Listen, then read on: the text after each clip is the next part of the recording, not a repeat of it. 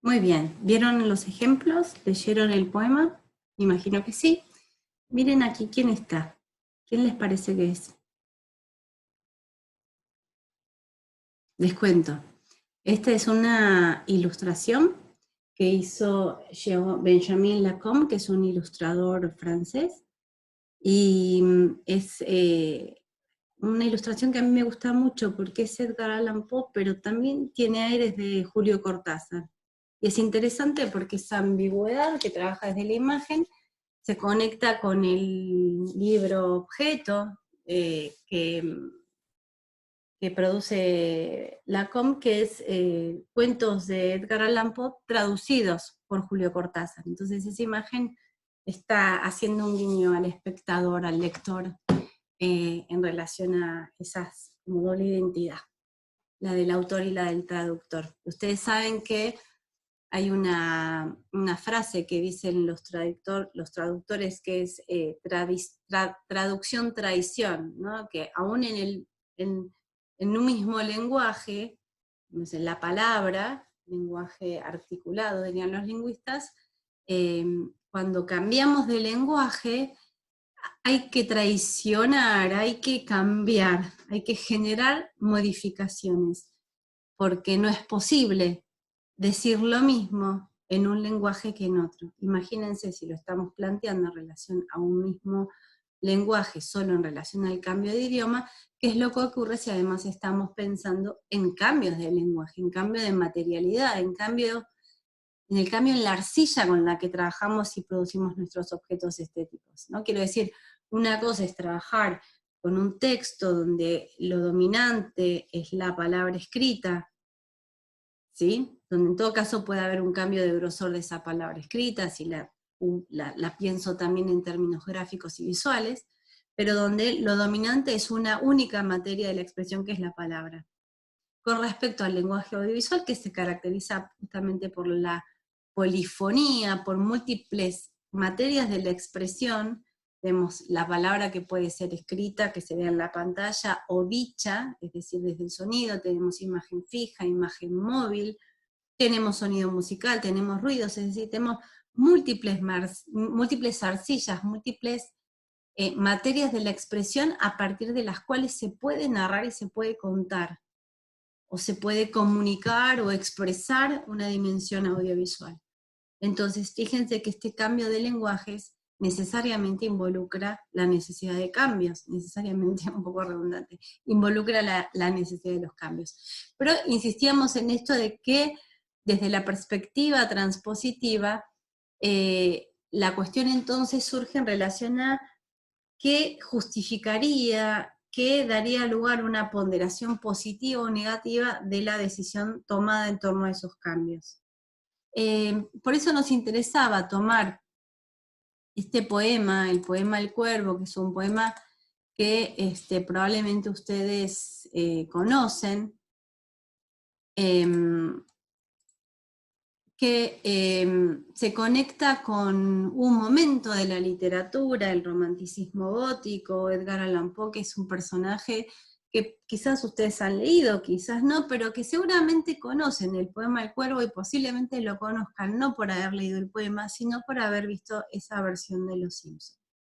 A mí me interesaba porque ustedes tienen acá justamente algo de ese problema que tiene que ver con la traducción traición. Vamos a mantener por un momento esta palabra traición, después la vamos a intentar desarmar también.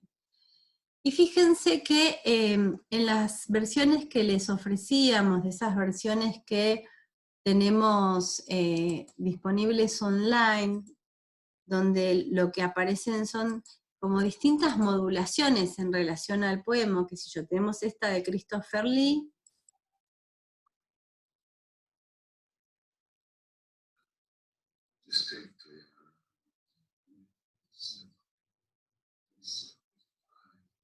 ¿sí? Que si nosotros la escuchamos, vamos a ver que hay un juego en el decir donde se pone por ahí más el acento en la cuestión expresiva, narrativa, que en ciertos juegos poéticos vinculados, por ejemplo, a la rima y a la repetición, que sí se ponen más de manifiesto en esta otra versión que es la de James Earl Jones.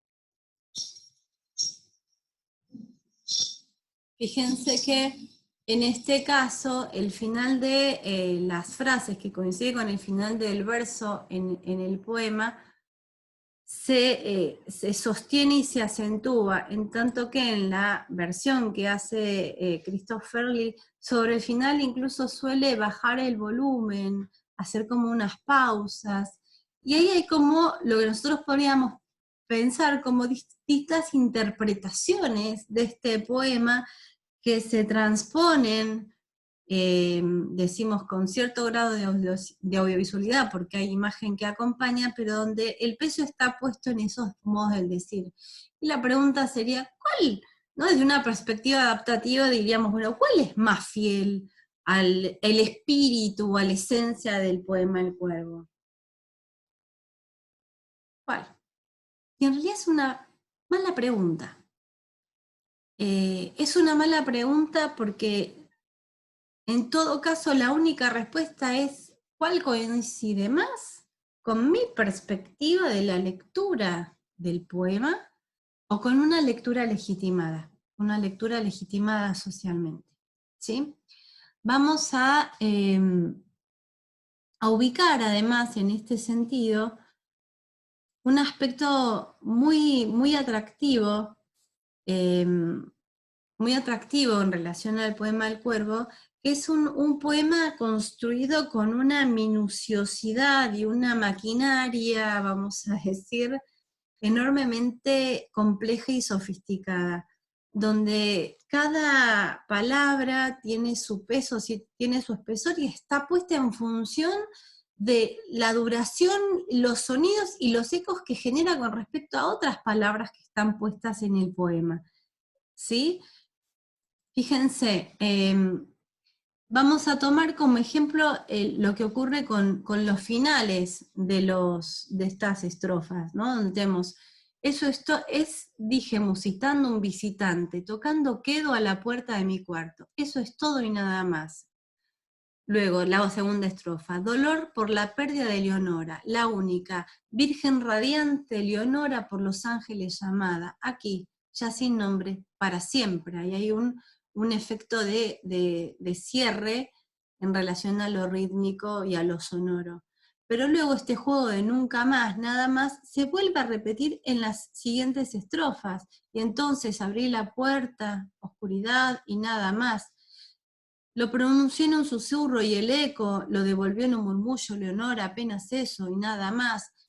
La posibilidad, fíjense, esta posibilidad de el efecto eh, rítmico que tiene que ver con la, digamos, uno piensa en la rima y piensa en homofonía, en un sonido semejante, pero la homofonía es el resultado de una cadencia, de un ritmo. Al traducirlo, este poema fue traducido justamente por Julio Cortázar, y hay un trabajo que tiene que ver con intentar recuperar esa dimensión rítmica, pero no puede hacerlo a la manera en la que Edgar Allan Poe lo hace en inglés, ¿sí? Entonces ahí podríamos decir, bueno, traiciona ese juego rítmico poético del poema original, no sirve. No, es una posibilidad, es un diálogo posible con la propuesta construida en el poema, donde si ustedes atienden a un juego poético que también podemos decir que se transforma, alguno dirá que se pierde, que tiene que ver con el nombre de la amada, ¿sí? La amada, esta amada que ha muerto y que este hombre que no se describe, ustedes se dieron cuenta que no se describe, yo les pregunto cómo lo imaginan, seguramente cada una o uno de ustedes me va a decir una descripción diferente, aunque quizás coincide en cierta imagen que tenemos en la cultura con respecto a la representación de Edgar Allan Poe. ¿no? Pero no hay una descripción de ese hombre. Es joven, es viejo, tiene el pelo oscuro, no tiene pelo, es pelado, es canoso. No hay una descripción. O sea que fíjense que ahí, cuando nosotros lo pensamos en términos del paso a la obra audiovisual, ya tenemos una necesidad de decidir qué caracterización va a tener ese personaje en relación a su visualización en la pantalla. ¿Sí? Fíjense, ahí ya tenemos que tomar decisiones. Entonces, por ahí alguien va a decir, no, traiciona la obra fuente, porque en realidad tiene que ser una persona de entrada en años, con canas, con un cuerpo delgado, frágil, y alguien piense, no, y va a coincidir, va a tener que ver con la lectura, digo, individual y también social, que se hace sobre esas piezas, esos textos, esas obras. Digamos, si recupero esto que decía antes con respecto a Leonora. Leonora es el nombre de la amada. En inglés no es Leonora, sino Leonor, ¿no? Y hay un juego entre Eleanor y Nevermore, de modo que en principio parece decir el nombre de la amada, pero una vez que ingresa el cuervo a la escena y el cuervo dice Nevermore, en realidad se va generando un juego de, digamos, de ecos, de resonancias poéticas por las cuales el nombre de la amada y esta idea del nevermore asociado a la muerte, al nunca más, va a empezar a funcionar y a densificar, vamos a decir, generar otras capas de sentido al nombre de Leonora. Esto en la traducción al español se pierde o se transforma, ¿sí? Y tenemos ahí una zona que es entonces de siempre de tensiones, de incomodidades, que tiene que ver con los cambios, que van a ocurrir tanto de un mismo lenguaje a otro cuando cambiamos de idioma, pero que se hace muy pronunciado cuando hablamos del cambio de lenguaje, cuando nuestras arcillas son diferentes. Y se hace muy evidente la cuestión esta de los cambios cuando nosotros, por ejemplo, pensamos en lo que hicieron los Simpson. ¿Qué es lo que hacen los Simpson? Recuperan el mundo del poema del cuervo, lo ponen en el contexto con otros textos. ¿Cuáles son esos otros textos? Los Simpson, la noche de Halloween, y esta situación jugando.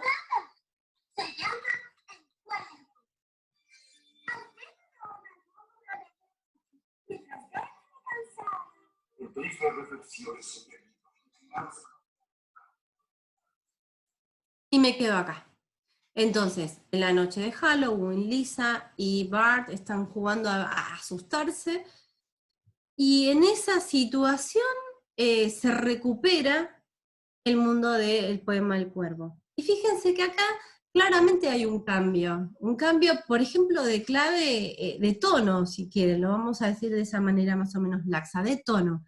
Cambiamos de un tono serio, vinculado a la tragedia en términos de Aristóteles, a la comedia, a un tono que tiene que ver con la parodia. Fíjense acá donde nos estamos deteniendo, ¿no? En esto de cabizbajo, casi dormido, ¿no? Sobre un libro de olvidada ciencia. Y en el libro lo dice Forgotten Lore, ¿no? Como olvidada ciencia. Y ahí está.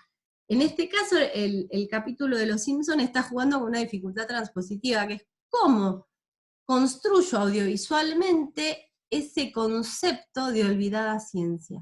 Eso que literariamente puedo construir con un sustantivo y un adjetivo, y que en este caso, en el caso audiovisual, involucra otro tipo de decisiones, salvo, en este caso, es el libro diciendo olvidada ciencia, también podría decir el personaje diciendo, y este libro de olvidada ciencia, o podríamos construirlo, esta idea de lo olvidado y ciencia, en torno a decisiones de arte, por ejemplo, vincular esta idea de lo olvidado con algo que tiene que ver con el tiempo, por las características del libro, por polvo en la superficie del libro, por una tipografía, por una textura de la hoja, por una manera de puesta en escena de ese objeto, por una música que acompaña, es decir, por un montón de decisiones que involucran una proyección audiovisual del universo literario. Entonces, fíjense, tenemos esta cuestión de los cambios que son constitutivos de esta relación entre lenguajes a partir de una obra. Después tenemos la necesidad de pensar que esos cambios no solo son necesarios, esto que dicen tanto Linda Seger como Benoit, que no se puede hacer una adaptación o una transposición sin establecer cambios, sino que también lo que vamos a pensar es que esos cambios no los podemos pensar, no los podemos hacer en función de una supuesta esencia que no sabemos dónde está, y que no depende que si nosotros pensáramos que depende de una lectura de alguien, estamos restringiendo, estamos generando una restricción, ahí lo resuelvo, estamos generando una restricción absurda en relación a todas las cosas que podríamos hacer y decir, ¿sí? Entonces, vamos a ir cerrando esta clase, ubicando entonces que tenemos cambios que se van a dar, ¿no? En la relación que establecemos entre la obra fuente y el guión, y que de acuerdo a cómo pensamos esa relación, si la pensamos en términos de una exigencia de adecuación a una esencia, a un espíritu, tenemos un tipo de trabajo que tiene que ver con la perspectiva adaptativa, y si la pensamos en términos de construcción de una lectura, de una interpretación, de un proyecto apropiativo, nos empezamos a parar del lado de la propuesta transpositiva. Y vamos a complejizar entonces también esta cuestión de los cambios. Los cambios son necesarios, y después lo vamos a ver con Benoit, con este autor que les mostrábamos antes. Los cambios son necesarios, ¿por qué? Primero porque hay un cambio de lenguaje. Nosotros partimos de un cuento, tiene que ver con el lenguaje, ¿no? El lenguaje literario, y lo vamos a transponer al guión. Que el guión tampoco es lo audiovisual, es palabra escrita que emula audiovisualidad, ¿verdad? Entonces fíjense que en realidad nosotros del cuento al film vamos a tener como dos movimientos transpositivos, del cuento al guión y del guión a la película. Nosotros vamos a estar en ese universo que es el del guión. Luego tenemos otro nivel de cambios que tiene que ver con la propuesta estética. Ustedes saben que existe en el campo audiovisual, vamos a acotar estas dos tradiciones estéticas, aunque después vamos a ver que podemos abrir el juego a otras, por lo menos dos grandes tradiciones, que son la tradición de la narratividad fuerte y la narratividad debilitada, o la narración clásica y la narración moderna de acuerdo a los autores. Lo que ocurre con los proyectos, digamos, con la perspectiva adaptativa, es que suele pensar específicamente en términos de guiones clásicos. Entonces, desde esa perspectiva nos va a decir una autora como Linda Seger que no se puede hacer una adaptación de Las babas del diablo. Efectivamente, podemos decir que no, desde una perspectiva adaptativa, no, porque está pensando en guiones de narratividad fuerte que apunten a un público masivo, y donde también el Linda Seger se pone en juego la idea de un éxito comercial, como garantía de la calidad de la obra, ¿sí? En tanto que la perspectiva transpositiva nos permite pensar tanto en proyectos de narratividad clásica como de narratividad moderna. Eso para nosotros, nosotras y nosotros, es importantísimo en el espacio de esta cátedra, y de un laburo en el espacio de una universidad, de una facultad, de una carrera que apunta a propiciar la diversidad y no la homogeneización de las voces. Finalmente, un tercer nivel de cambios está dado por el cambio de coordenadas espaciotemporales, que es esto que nosotros vemos. Por un lado tenemos un poema escrito en 1845 por un autor que jamás podía pensar en Los Simpson, ¿no? Es imposible que Edgar Allan Poe pensara en un universo que algún día iba a estar traspuesto a un programa televisivo, entre otras cosas porque no existía la televisión, y no existían Los Simpsons, ¿no? Ahora, cuando Los Simpsons retoman el poema El Cuervo, que lo hacen en el escenario, pues, de una propuesta de un programa televisivo, masivo, que si bien tiene su origen en Estados Unidos, rápidamente gana espacios, diríamos mercados, pero gana el encuentro con espectadores de todo el mundo, al punto que de pronto en nuestra televisión hay canales que lo siguen emitiendo y nos siguen emitiendo programas de viejas temporadas que se repiten y siguen encontrando espectadores antiguos y espectadores jóvenes, nuevos, que se conectan con Los Simpson y siguen siendo interpelados por esa propuesta. Y fíjense cómo esto que ocurre al comienzo, que es que Lisa explicita de qué se trata ese poema, que es un poema de Edgar Allan Poe, en qué momento fue escrito, es una manera de restituir esa información que el espectador necesita conocer, en el caso de que no conozca a Edgar Allan Poe, para poder poner en contexto con otros textos a esa obra, ¿sí? Entonces, estos cambios de lenguaje, de propuesta estética, también vamos a decir de tono o de género, y estos cambios en las coordenadas espacio-temporales, son las que determinan la complejidad de los cambios que se pone en juego cuando nosotros estamos pensando el paso de una obra literaria a una obra audiovisual. Finalmente les voy a despedir. Vamos a ver acá estos 4 niveles que aparecen desarrollados en el trabajo Universos del Diálogo. Nosotros pusimos el acento en particular en esto, ¿no? En la concepción de la relación sobre la obra, entre la obra fuente y el guión. Atravesamos esos otros niveles, pero nuestro eje estuvo dado en este nivel de análisis.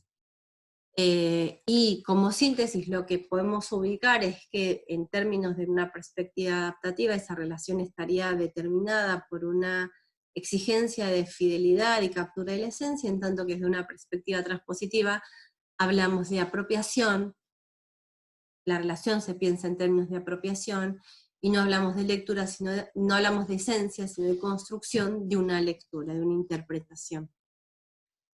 Esto no lo vamos a desarrollar ahora, y les voy a regalar este juego metadiscursivo, podemos decir. Bueno, ustedes me van a decir más adelante qué tipo de relación se pone en juego acá, pero tenemos un cuadro que es de Miguel Ángel, La Creación, un cuadro súper conocido, aunque de pronto pueden no conocerla ahora, pero ese cuadro en algún momento lo vieron, circulando en algún lugar lo vieron. ¿Y qué es lo que ocurre en este momento? Ese cuadro ha sido intervenido en términos de un género que podemos caracterizar como nacido con las redes, no porque no exista nada previamente, pero que tiene una dinámica propia y un campo de reconocimiento social y de prácticas de producción particular, que es el campo del meme, y de ciertas intervenciones en torno a la apropiación de imágenes, discursos, textos preexistentes, que se intervienen con una búsqueda cómica, paródica, lúdica. En épocas como las que estamos atravesando, bueno, este ejemplo se conecta justamente con, por un lado, el hecho de que el humor a veces es difícil, y sobre todo es difícil frente a situaciones como las que estamos atravesando, y al mismo tiempo ayuda a vivir, y nos ayuda a pensar en esto que nos va a tener ocupados y ocupados durante este año, que es esta relación entre textos que vamos a elegir y que van a formar parte de las tareas que vamos a llevar adelante a lo largo de este año, y donde todo el tiempo nos vamos a estar preguntando algo así como qué es lo accesorio o lo esencial, pero que lo que vamos a intentar es sustituir esas preguntas por lecturas, interpretaciones, por una construcción de la mirada y por un proyecto transpositivo. Y por último, ahora sí, lo que les recuerdo nuevamente en el aula virtual, en la clase 1, Ustedes tienen acá, adaptar, transponer dos concepciones de la escritura. Lo que tienen en esa misma carpeta que está sobre el final, tienen los ejemplos. Les regalamos también unos ejemplos muy lindos que son representaciones de Caperucita Roja, para que vean distintas maneras de ilustrarla y de pensarla. Tienen además una guía de lectura, que es una guía que hemos armado con la colaboración de las compañeras y compañeros y compañeras scriptes, donde les invitamos a puntualizar en algunos aspectos del texto. ¿Sí? Es un acompañamiento para focalizar aspectos del texto que ustedes leyeron. Y luego hay una invitación a un enigma que hemos planteado al comienzo del desarrollo de la clase, que continuaremos cuando nos volvamos a encontrar. Bueno, les deseamos una buena semana.